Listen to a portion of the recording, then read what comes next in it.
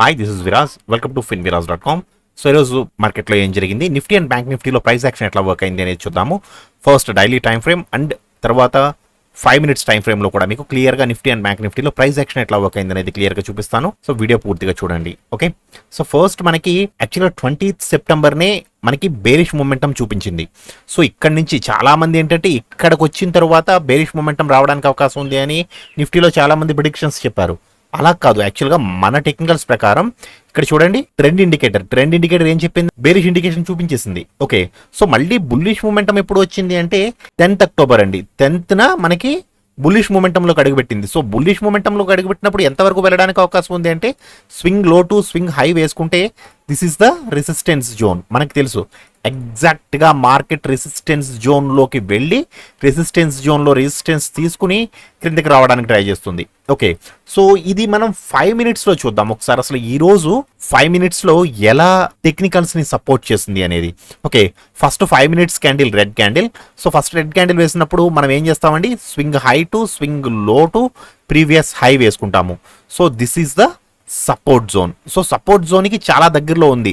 So మనం ఇక్కడ trade తీసుకుంటే ఇక్కడ స్టాప్ లాస్ పెట్టుకోవాలి. 40 points stop loss, 14 to 15 points target ఉంది. సో ఇది ఫేవరబుల్గా లేదు, మనకి ట్రేడ్ తీసుకోకూడదు, ఇక్కడ there is no trade.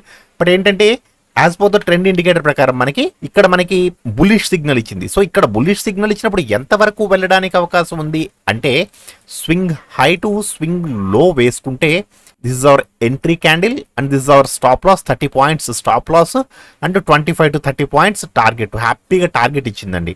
Okay, so as per our technicals మళ్ళీ ఇక్కడ మనకి ఈ క్యాండిల్లో మళ్ళీ బేరిష్ సిగ్నల్ ఇచ్చింది. సో ఇక్కడ బేరిష్ సిగ్నల్ ఇచ్చినప్పుడు ఇవి తీసేస్తున్నాను. సో ఇక్కడ బేరిష్ సిగ్నల్ ఇచ్చినప్పుడు ఎంతవరకు రావడానికి అవకాశం ఉంది అంటే swing low to swing high వేసుకుంటే this is our support zone. ఎగ్జాక్ట్గా సపోర్ట్ జోన్లోకి వచ్చి రివర్స్ అయింది, చూసారండి.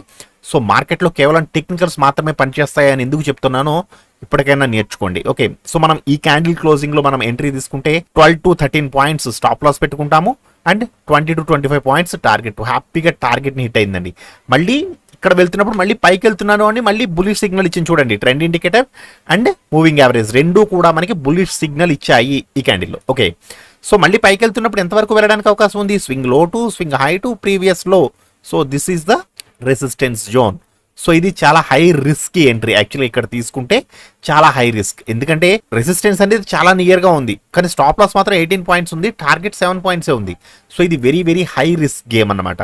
సో ఈ మధ్యకాలంలో మార్కెట్ ఎక్కువ సైడ్ వేస్లో ఉంటుంది కాబట్టి నేను మీకు చెప్పే ఒక సలహా ఏంటంటే 11 దాటిన తర్వాత 15 minutes టైం ఫ్రేమ్కి వెళ్ళిపోండి. 15 minutes టైం ఫ్రేమ్కి వెళ్ళిపోయి మీకు ఎప్పుడైతే ఒక పర్ఫెక్ట్ సిగ్నల్ ఇస్తుందో అప్పుడు మాత్రమే మీరు ట్రేడ్ తీసుకోండి. ఓకే, సో మళ్ళీ బేరిష్ సిగ్నల్ ఎక్కడ ఇచ్చిందండి మార్కెట్, ఈ క్యాండిల్లో ఇచ్చింది చూడండి. ఈ క్యాండిల్లో బేరిష్ సిగ్నల్ ఇచ్చింది as per the EMI and trend indicator ప్రకారం కూడా, మన ట్రెండ్ ఇండికేటర్. ఓకే, సో ఇది ఎంతవరకు రావడానికి అవకాశం ఉంది అంటే swing low to swing high వేసుకుంటాము.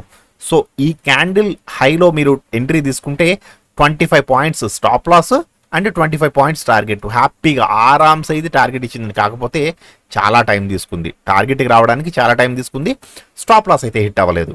ఓకే, సో నిఫ్టీలో ఈరోజు చాలా మంచిగా టెక్నికల్స్ వర్క్ అయ్యాయి. సో బ్యాంక్ నిఫ్టీలో ఏం జరిగింది అనేది చూద్దాము. So bank Nifty 5 minutes chart చూస్తే first candle red candle, there is a huge red candle అండి.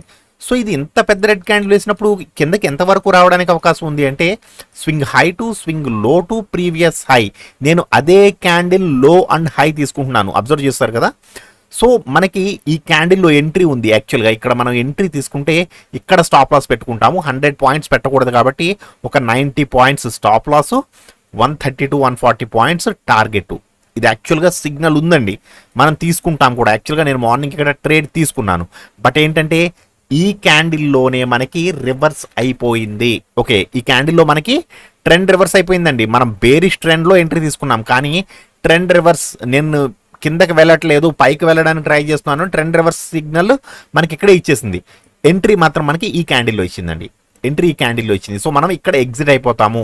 యాక్చువల్గా ఏంటంటే మీరు ఇక్కడ ఎంట్రీ తీసుకుంటే ఈ క్యాండిల్లో అంటే ఒక 40 points అంటే ఆప్షన్స్లో మీకు 20 points లాస్తో మనం ఎగ్జిట్ అవుతాము. సో ఈ క్యాండిల్లో మీరు ఎంట్రీ తీసుకుంటే ఇది ఎంతవరకు వెళ్ళడానికి అవకాశం ఉంది అంటే మనం వేసేది ఫిబొనాచి రిట్రేస్మెంట్ అండి. Swing high to swing low వేసుకుంటే this is our sub resistance zone. So ఇక్కడ ఎంట్రీ తీసుకుంటే this is our stop loss. ఒక 90 points stop loss, 130 points target. హ్యాపీగా ఆరామ్సే టార్గెట్ హిట్ అయిందండి. సో 12 దాటిన తర్వాత 15 మినిట్స్లోకి వచ్చేసాము.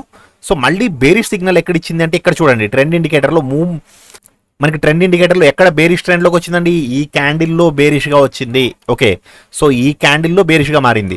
సో మనం ఇక్కడ ఎంట్రీ తీసుకుంటే ఇక్కడ స్టాప్ లాస్ పెట్టుకుంటాము, ఒక 70 to 80 పాయింట్స్ స్టాప్ లాస్.